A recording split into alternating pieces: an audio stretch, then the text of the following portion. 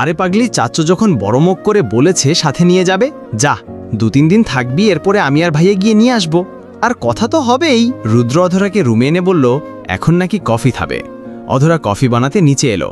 সবাই যে যার রুমে, শুধু আরিফ নেওয়াজ বসে ফোন স্ক্রোল করছেন। তার ঘুমাতে আরও দেরি। অধরা ওর বাবার জন্য আগে কফি বানিয়ে দিয়ে গেল, এরপরে রুদ্রর জন্য নিয়ে গেল উপরে। রুদ্র ওয়াশরুম থেকে বেরোলো। অধরা কফিটা দিয়ে বিছানায় বসে ফোনটা নিল। রুদ্র কফি খেতে খেতে অধরাকে শুনিয়ে গান ধরল। কারো প্রেমে পড়লাম না রে, মজা কি বুঝলাম না রে, শুনলাম না মোবাইল ফোনে, আই লাভ ইউ। অধরা ফোন রেখে রুদ্রের দিকে অবাক চোখে তাকালো। রুদ্র হাঁটতে হাঁটতে পরপর বলল, মন বড় উতলা, মনে প্রেমের জ্বালা, কই সে প্রেমিকওয়ালা, বলে দে না কেউ। মন বড় উতলা, মনে প্রেমের জ্বালা, কই সে প্রেমিকওয়ালা, বলে দে না কেউ।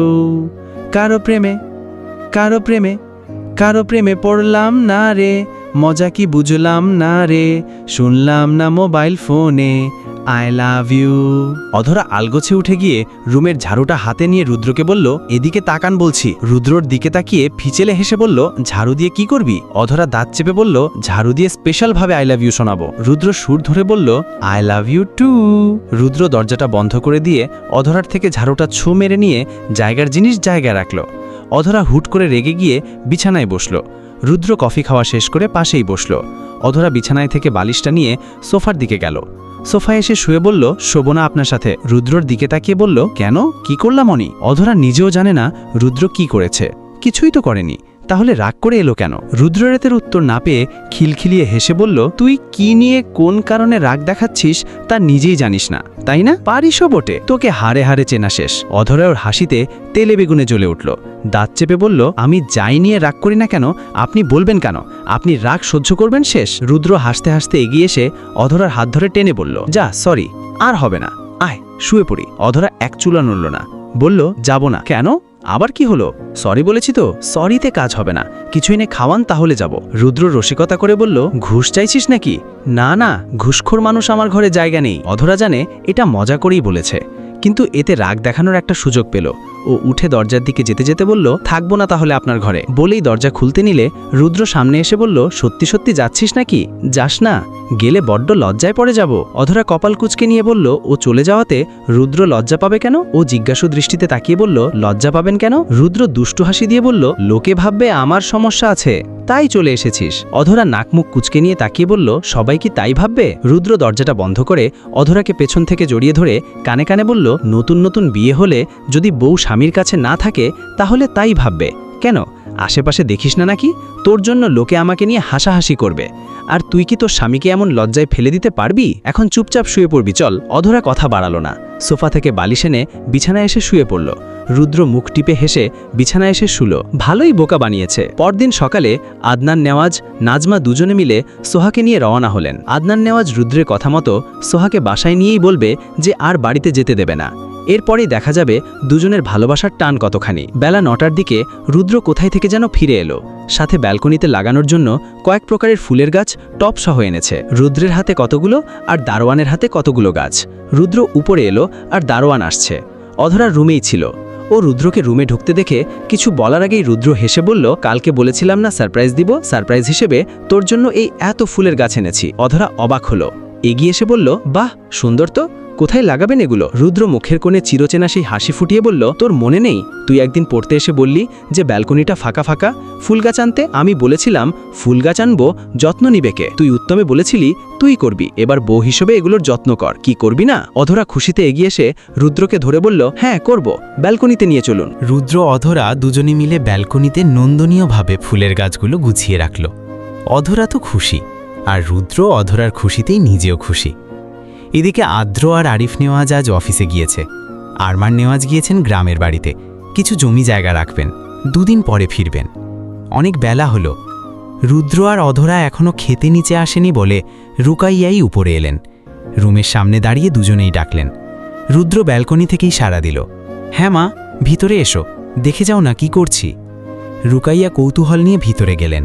দুজনকে ব্যালকনিতে ফুলের গাছ নিয়ে কাজ করে দেখে হেসে বললেন, খাওয়া বাদ দিয়ে এই কর্ম? নিচে আয়, আমি খাবার বাড়ছি। অধরা বলল, ঠিক আছে আসছি। সোহা বাসায় পৌঁছে ড্রয়িংয়ে রেস্ট নিচ্ছে।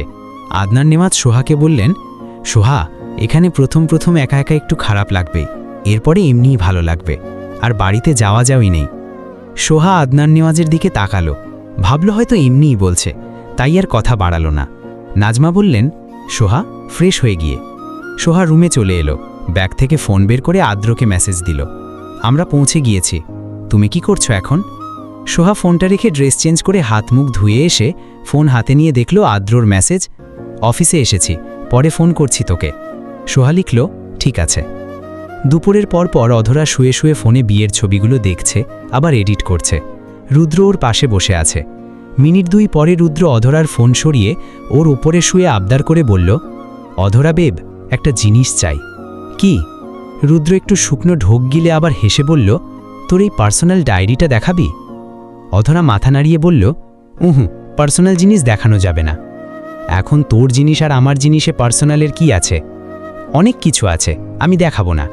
কি আছে তাতে যে দেখাবি না? অধরা চোখ পিটপিট করে তাকিয়ে বলল, আমার এক্সকে নিয়ে কিছু কথা লিখেছি, তার ছবি আছে, সেগুলো দেখানো যাবে না। রুদ্র বাঁকা হেসে হেয়ালি করে বলল, বুঝতে পেরেছি তোর সেই এক্স আমি, আমাকে নিয়ে কথা লিখেছিস, এরপরে আরেকটু ভালোবাসার জন্য ছবিও রাখতে পারিস। অধরা ঝাড়ি মেরে বলল, ঝাড় মজা করবেন না তো, সরুন।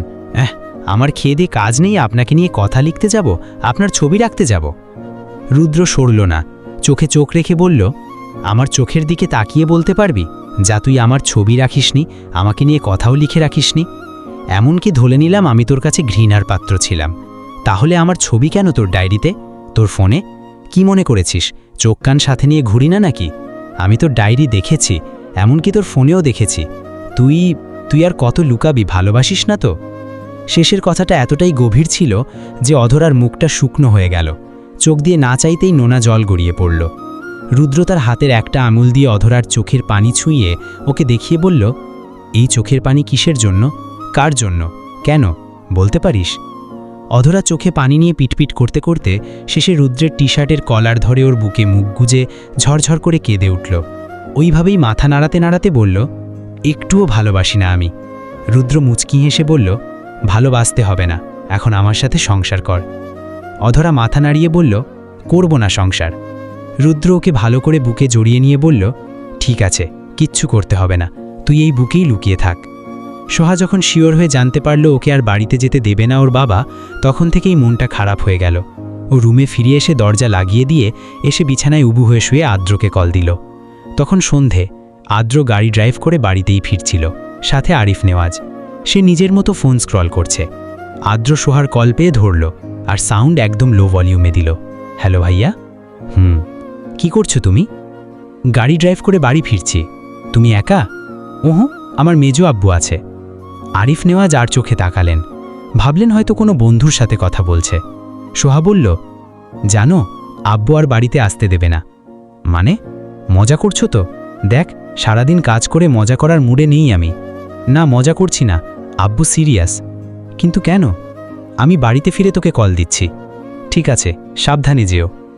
আদ্র কল কেটে দিয়ে দ্রুত ড্রাইভ করল। বাড়িতে এসে সোহার সাথে ভালোভাবে কথা বলল, এরপরে কোনো রকমের শাওয়ারটা নিয়ে চলে এলো অধরার রুমে। কিন্তু ও তো ভুলেই গিয়েছিল অধরা এখন রুদ্রের ঘরে থাকে। ও রুদ্রের রুমের সামনে এসে নক করল। অধরা, রুমে আছো? অধরা বলল, হ্যাঁ ভাইয়া, এসো। আদ্র রুমে ঢুকে অধরাকে দেখে বলল, এই জানিস, সোহা বলছে ওকে নাকি চাচ্চু আর গাড়িতে আসতে দেবে না। অধরা বলল, আরে আসতে বলো, তোমাকে সব বলছি তোমাকে, তবে এখানে না, আমার সাথে ছাদে চলো। অধরা আদ্রকে নিয়ে ছাদে এনে বলল, শোনো, রুদ্রভাই প্ল্যান করেছে এটা, চাচ্চুকে সাথে নিয়ে। চাচ্চু রুদ্রভাইয়ের কথাই সোহাকে ওখানে নিয়ে গিয়েছে আর বলেছে আর আসতে দেবে না। এটা সম্পূর্ণ ভুল। তোমাদের ভালোবাসা কেমন সিরিয়াস নাকি সেটা সবাইকে দেখাতে এমন করছে। আদ্র কোমরে হাত রেখে শ্বাস ছেড়ে বলল, এটা ওদের প্ল্যান ছিল আর আমি টেনশনে পড়ে গিয়েছি। তো এখন কি করব রে? শোনো, সোহাকে জানিও না, তুমি এখন কোনো রিয়াকশন দেখাবে না, চুপচাপ থাকো। আর একটা কাজ করতে হবে। কি? তোমাকে সকালেই বলতে চেয়েছিলাম, কিন্তু তোমার চোর ভাইয়ের জন্য বলতে পারিনি। এখন তোমার কাজ হলো, কালকে সকালে ইনশাল্লাহ অফিসে যাওয়ার সময় বলবে তোমার শরীর ভালো না, রুমে ফিরে শুয়ে থাকবে, উঠবে না, ওইভাবেই 2-1 দিন শুয়ে থাকবে। সোহাকে বলবে তুমি অসুস্থ। এরপরে দেখো সোহাকে আর কেউ ওখানে রাখতে পারবে না, তোমার কাছে ফিরেই আসবে। আদ্র হেসে বলল, হোরে বোন রে, কি বুদ্ধি দিলি, সেই হবে, খুব ভাগ্য করে তোর মতো একটা বোন পেয়েছি, হাজারটা থ্যাংক ইউ বোন। ওয়েলকাম, আর ট্রিট দিও। পরদিন সকালবেলা আজ রুদ্র, আদ্র আর আরিফ নেওয়াজ অফিসে যাবে। আদ্র আর আরিফ নেওয়াজ নিচে নাস্তা করছে, রুদ্র এখনও আসেনি, রেডি হচ্ছে। তবে নতুন বউ রেখে অফিসে যাওয়ার কোনো মুডই হচ্ছে না ওর। অধরা রুমে এলো ওকে ডাকতে। আপনার হয়নি? আব্বু আর ভাইয়ার খাওয়া প্রায় শেষ হলো। খিদে নেই রে, তোকে ছেড়ে কাজে যেতে ভালো লাগছে না। শ্বশুর আব্বু আর আজকের দিন ছুটি দিলেও পারত, তার মেয়ের কাছেই তো থাকতাম। অধরা লজ্জা পেয়ে বলল, জান তো এখন দেরি হলো, একটা কিস কর, যাই। এখন না। রুদ্র বিছানায় এসে বসে বলল, এখনই দে, না হলে যাব না। তোর বাপ অপেক্ষা করুক, আমার কি, আমাকে বললে বলবো যে তোমার মেয়ে যেতে দিবে না। অধরা হা হয়ে তাকিয়ে রইল, এগিয়ে এসে বলল, এখনকার মতো যান, পরে দিব। রুদ্র ভূ উঠিয়ে বলল, এদিকে আয়, কাছে বস, কিস করতে হবে না। অধরা সরল মনে হেসে পাশে বসল। রুদ্র পূর্ব সংকেত ছাড়াই ওর দুগালে হাত রেখে নিজের মুখের কাছাকাছি এনে ঠোঁটে ঠোঁট ডুবিয়ে দিল। অধরা ছুটতে চাইলে রুদ্র আরও শক্ত করে ধরে। পাক্কা 5 মিনিট পরে ছেড়ে দিতেই অধরা রুদ্রের বুকে মাথা ঠেকিয়ে বড় বড় শ্বাস নিতে থাকে। আর একটু হলেই দম আটকে যেত। রুদ্র অধরাকে সাথে নিয়ে নিচে এলো। হালকা নাস্তা করে তিনজনে একসাথে রওনা হলো। আদ্র সদর দরজার সামনে দাঁড়ালো। রুদ্র বলল, দাঁড়িয়ে গেলি কেন, চল। আদ্র নাটকীয় ভঙ্গিতে বলে উঠল, ভাইয়া শরীরটা ভালো লাগছে না। কি বলো, হুট করে কি হলো? সেই রুদ্রের বিয়ের দিন থেকেই ওর শরীরটা ভালো যাচ্ছে না। আদ্র আরিফ নেওয়াজকে বলল, মেজো আব্বু, আমি একটু রেস্ট নিতে চাই, তোমরা চলে যাও, আমি একটু পরে না হয় দুপুরে আসছি। ঠিক আছে, আর তুমি রেস্ট নাও। অনিমা, ভাবি, তোমরা ওকে দেখো। অনিমা এগিয়ে এসে ধরলেন আদ্রকে। আরিফ নেওয়াজ আর রুদ্র চলে গেল। আদ্র অধরার দিকে ইশারা করল সাথে যেতে। অধরা ওকে ধরে বলল, রুমে গিয়ে রেস্ট নেবে চলো, আমার বিয়ের দিন থেকেই শরীর খারাপ, তাহলে বলবে না একবারও? অনিমা আদ্রকে ছেড়ে দিয়ে রুকাইয়াকে বললেন, বোন থাকতে আমাদের চান্স কোথায়, যা নিয়ে যা। অধরা মুখ ভেঙচি দিয়ে আদ্রকে নিয়ে উপরে চলে এলো। আদ্র ফিসফিস করে বলল, আসতে যা, আমি অসুস্থ। আদ্র অধরাকে রুমে এনে শুয়ে থাকতে বলল। আদ্র শুয়ে পড়ে বলল, যা একটু ঘুমাবো। এখন ঘুমাবে? সকাল পেরিয়ে দুপুর। আদ্র আরিফ নেওয়াজকে ফল দিয়ে বলল, ও আর আজকে যেতে পারবে না, অসুস্থ। আরিফ নেওয়াজ, রুদ্রসহ বাড়ির সবাই একটু চিন্তিত হলো। আদ্র বিকেলে ডাক্তার দেখানোর নাম করে বাহিরে গেল। ডাক্তারের থেকে মাথা ব্যথা, শরীর ব্যথার এইসবের ওষুধ নিয়ে এলো, কিন্তু কোনোটাই থাবে না। জাস্ট দেখানোর দরকার, দেখাবে। ও সন্ধ্যায় বাড়িতে ফিরে সোজা রুমে ফিরে শুয়ে পড়ল। রুকাইয়া অনিমা এসে দেখে গেল। রুদ্র আর আরিফ নেওয়াজও বাড়িতে এসে ওর রুমে এলো। রুদ্র জিজ্ঞাসা করল, কিরে, ভালো লাগছে না এখন, ডাক্তার ডাকবো? না ভাইয়া, আমি ডাক্তার দেখিয়ে ওষুধ কিনে নিয়ে এসেছি। ও, ওষুধ খেয়েছিস? না, খাবো। ঠিক আছে, ফ্রেশ হয়ে এসে কথা বলছি রে। আচ্ছা। রুদ্র নিজের রুমের দিকে এলো, কিন্তু রুমের সামনে এসে দরজায় হাত রেখে বুঝতে পারল রুমটা ভিতর থেকে বন্ধ। রুদ্র কপালে ভাঁজ ফেলে বলল, অধরা, দরজা খোল, আমি এসেছি। অধরা সাথে সাথে দরজা খুলে দিতেই রুদ্র ওকে দেখে হতবম্ব হয়ে তাকিয়ে রইল। লাল জামদানি শাড়ি পরেছে, মাথায় সুন্দর করে ঘোমটা দিয়েছে, মুখে মিটি মিটি হাসি। রুদ্র নিজের বুকে হাত রেখে জড়ানো গলায় বলল, খুন করার অস্ত্র নিয়ে দাঁড়িয়ে আছিস কেন? অধরা নিজের হাতের দিকে তাকিয়ে বলল, কোথায় অস্ত্র, খালি হাতেই তো দাঁড়িয়ে আছি। রুদ্র ফোঁস করে শ্বাস ছেড়ে অধরার মাথায় গাঁটটা মেরে বলল, তুই শাড়ি পরে থাকলে আর কি কিছু লাগবে আমাকে খুন করতে? অধরা বুঝতে পেরে মুচকি হাসল। রুদ্র অধরাকে জড়িয়ে ধরে রুমে ঢুকল। অধরা আয়নার সামনে গিয়ে চোখে কাজল লাগাচ্ছে আর গুনগুন করে গান গাইছে। রুদ্র হাতের স্মার্ট ওয়াচ খুলতে খুলতে ওর দিকে ভাবুক বনে গেল। এই ভেবে পাচ্ছে না যে ওর আত্মার ভিতরে রাখা ভাই আদ্র অসুস্থ, আরও এত হ্যাপি কি করে। এমনি তো আদ্রর কিছু হলে খাওয়া দাওয়া ভুলে যায়, বাড়িতে তোলপাড় লাগিয়ে দেয়। রুদ্রকে এসে 100 বার বলে তার আদ্র ভাই অসুস্থ, আর সেখানে আদ্র সারাদিন অসুস্থ হয়ে শুয়ে আছে। রুদ্র তীক্ষ্ণ দৃষ্টিতে তাকিয়ে জিজ্ঞাসা করল, বাড়ির কেউ যে অসুস্থ জানিস? অধরা তৎক্ষণাৎ হাসার চেষ্টা করে বলল, দেখেন, ভুলেই গিয়েছিলাম। কি বলুন তো, আপনার জন্য সাজতে গিয়ে ভাইয়ার কথা মাথা থেকে বেরিয়ে গিয়েছিল। রুদ্র অধরাকে কাছে টেনে বাঁকা হেসে বলল, আমার জন্য সেজেছেন যখন, তাহলে কিছু তো দিতেই হয়।